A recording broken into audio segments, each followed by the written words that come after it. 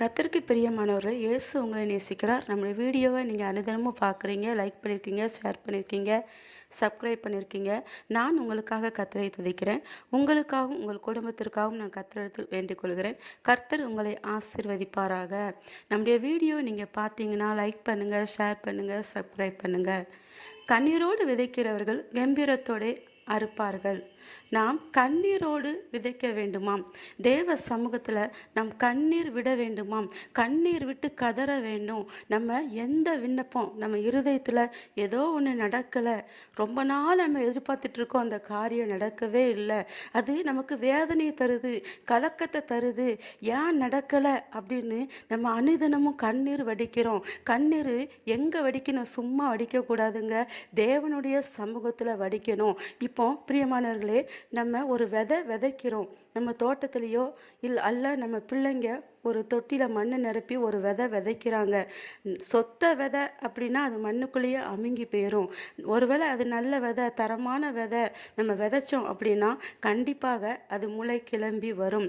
Daily நம்ம போய் பார்ப்போம், அது முளைச்சிட்டா தண்ணீர் விடுவோம், முளைச்சிட்டா அப்படின்னு நம்ம டெய்லி பார்ப்போம். அது முளைக்க வேண்டிய நேரத்தில் கண்டிப்பாக முளை விட்டு வரும். ஏன்னா நம்ம விதைத்திருக்கிறோம், பலனை எதிர்பார்த்து விதைத்திருக்கிறோம். கண்டிப்பாகவே அது முளைத்து வரும். அதுபோல தான் நாம் கண்ணீரோடு விண்ணப்பம் செய்ய வேண்டுமாம். நம்ம விதைக்கிற விதை என்னது தெரியுமா? நம்முடைய விண்ணப்பம். அந்த விண்ணப்பம் எப்படி இருக்க வேண்டுமாம்? கண்ணீரோடு விதைக்க வேண்டுமாம். நம்முடைய கண்ணீரை சும்மா கீழே விடக்கூடாது. நம்முடைய கண்ணீரை சும்மா செலவழிக்க கூடாது. மனிதர்கள் முன்பாக நாம் கண்ணீரை வடிக்கக்கூடாது. நம்ம கண்ணீரை அவர்கள் முன்னாடி வடித்தோம் அப்படின்னா அந்த கண்ணீருக்கு மதிப்பே கிடையாது. அவங்க நம்மளை புரிஞ்சுக்கிடவே மாட்டாங்க. வசனமே சொல்லுது, நீங்களோ அழுது புலம்புவீர்கள், உலகமோ சந்தோஷப்படும். அவங்க சந்தோஷத்தான் படுவாங்க. நீங்கள் நல்லா இருக்குது யாருக்காவது பிடிக்குமா? பிடிக்காது, அப்படிதானே? அதுபோல தான் நம்ம யார் முன்னாடியும் கண்ணீர் வடிக்கக்கூடாது. அந்த கண்ணீரை எங்கே சும்மாவும் நீங்கள் இருந்து அழுதுகிட்டே இருக்கக்கூடாது. அந்த அழுகையை, அந்த கண்ணீரை தேவனுடைய சமூகத்தில் வடிக்க வேண்டும். கதறி கதறி அழணும்.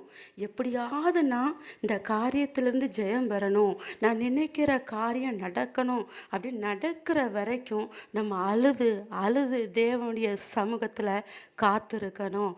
அன்னாள் பாருங்க, மனக்கசந்து அழுதாங்க தேவனுடைய ஆலயத்தில். எதுக்கு அழுதாங்க தெரியுமா? குழந்தை இல்லாமல் 2 ஒய்ஃபு, அவங்க கணவருக்கு, அவங்க சக்களத்திக்கு குழந்தை இருந்துச்சு, இவங்களுக்கு குழந்தையே இல்லை.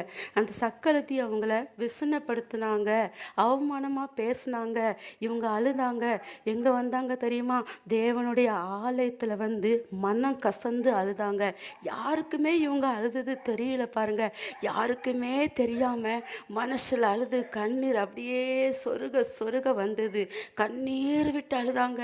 எனக்கு ஒரு குமாரனை நீங்கள் தாங்க ஏசப்பா, நீங்கள் தந்தீங்கன்னா நான் தேவனுடைய சமூகத்தில் அவனை கொண்டு விட்டுருவேன்னு சொல்லி பொருத்தனை பண்ணி கண்ணீர் விட்டு அழுது செவிச்சாங்க. அந்த குமாரனையும் அவங்க பெற்றுக்கொண்டாங்க. அவங்க கர்ப்பம் தரிக்கப்பட்டது. அதுபோல தான் நம் கண்ணீர் வடிக்க வேண்டும். ஓடுகிறவன் பெற்றுக்கொள்ளத்தக்கதாக ஓட வேண்டும். நம்ம பந்தயத்தில் ஓடணும் அப்படின்னா பெற்றுக்கொள்ளத்தக்கதாக ஓட வேண்டுமாம். சும்மா ஓடக்கூடாதுங்க. அதை எப்படியாவது அந்த பரிசை வாங்கிடணும் அப்படின்னு சொல்லி ஓடும்போது, முயற்சி எடுக்கும்போது நாம் அந்த பரிசை பெற்றுக்கொள்வோம். அதுபோல தான் நம்ம கண்ணீரை சும்மாவே வடிக்கக்கூடாது. தேவனுடைய சமூகத்தில், ஏசப்பா இந்த காரியத்தை எனக்கு நிறைவேற்றி தாங்க, ஏசப்பா இந்த காரியத்தை எனக்கு நடத்தி தாருங்க, ஏசப்பா எனக்கு இது நிச்சயமாக வேணும், எனக்கு நீங்கள் தாங்கப்பா, உங்களால் தான் தர முடியும் அப்படின்னு கதறி அழுது கண்ணீர் சொருக விட்டு அழுது ஜெபிக்கும்போது நிச்சயமாகவே அந்த காரியம் நடக்கும். ஏன்னா அவர் கண்ணீரை காண்கின்ற தேவன். அவரே சொல்றாரு, நீ அழு, என்னுடைய சமூகத்தில் வந்து அழு, நான் அந்த கண்ணீரை காண்பேன், உன் விண்ணப்பத்தை கேட்டேன் என்று சொல்கிறார். கர்த்தருடைய சமூகத்தில் நீங்கள் அழுது ஜெபிங்க. ஒருவேளை நீங்கள் ஆலயத்துக்கு போகிறவங்க அப்படின்னா நீங்கள் ஆலயத்தில் போய் ஜெபிங்க. உங்களால் ஆலயத்துக்கு போக முடியல, வீட்டில் இருக்கீங்க அப்படின்னா ஒரு இடத்துல தேவனுடைய சமூகத்தில் காத்திருந்து அழுது அழுது யாரும் இல்லாத நேரத்தில் ஜெபிங்க. கர்த்தருடைய சமூகத்தில் உங்கள் கண்ணீரை ஊற்றி விடுங்க. தரையில் சும்மா உங்கள் கண்ணீரை விடாதீங்க. யாரு முன்னாடி உங்கள் கண்ணீரை செலவழிக்காதீங்க. உங்கள் கண்ணீருக்கு மதிப்பே இல்லைங்க. சமூக உங்க கண்ணீரை வடிக்கும் போது அது நிச்சயமாகவே பலன் கொடுக்கும். கர்த்தருடைய சமூகத்தில் நீங்க விண்ணப்பம் செய்யும் போது அந்த விதை விதைத்து அந்த செடி எப்படி முளை கிளம்பி வந்ததோ அதுபோல உங்க விண்ணப்பம் கர்த்தருடைய சமூகத்தில் விதைக்கும் போது அது கிரியை செய்யும். நாளுக்கு நாள் நாளுக்கு நாள் அந்த விண்ணப்பம் கர்த்தருடைய சமூகத்தில் கேட்கப்பட்டு அது முளை கிளம்பி வெளியே வரும். இலைகள் துளிர்க்கும், பூ பூக்கும், காய் காய்க்கும். நிச்சயமாகவே உங்க காரியத்திற்கு ஒரு முடிவு கிடைக்கும். யோபு சொல்கிறார், நான் தேவனை நோக்கி கண்ணீர் விட்டேன் என்று. ஏன்னா சிநேகிதர் எல்லாரும் பரியாசம் பண்ணாங்க. யோபு மரண தருவாயில் வந்துட்டார். அவர் சரீரத்தில் ஒரு கொடிய பருக்கனால பாதிக்கப்பட்டார். யோபு கர்த்தருக்கு முன்பாக மன உண்மையாக இருந்தார். அவருக்கு இந்த பாடு வந்துருச்சு. அவங்க மனைவியே அவங்கள பரியாசம் பண்ணாங்க. அது மட்டும் இல்லாமல் அவங்கள பார்க்க வந்த சிநேகிதர்கள் பரியாசம் பண்ணாங்க. யோபு சொன்னாங்க, நான் கர்த்தருடைய சமூகத்தில் என் கண்ணீரை சொருக சொருக வடிக்கிறேன் என்று. யோபு அந்த மன உண்மையாக இருந்த யோபுவே கர்த்தருடைய சமூகத்தை யார்கிட்டையுமே சொல்லலைங்க. சிநேகிதர்கிட்ட சொல்லலை, நான் இந்த மாதிரி கஷ்டப்படுறேன். மனைவிட்ட சொல்லலை, நான் இந்த மாதிரி கஷ்டப்படுகிறேன்னு சொல்லி தேவனுடைய சமூகத்தில் சொல்லி கர்த்தரை நோக்கி அழுதாங்க. நீங்களும் கர்த்தரை நோக்கி கண்ணீர் விடும்போது நிச்சயமாகவே உங்கள் கண்ணீருக்கு பலன் கிடைக்கும்.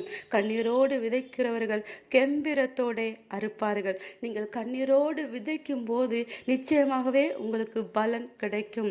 God bless you. இந்த வீடியோவை பார்க்குறீங்கன்னா சப்ஸ்கிரைப் பண்ணுங்கள், ஷேர் பண்ணுங்கள். சரியா?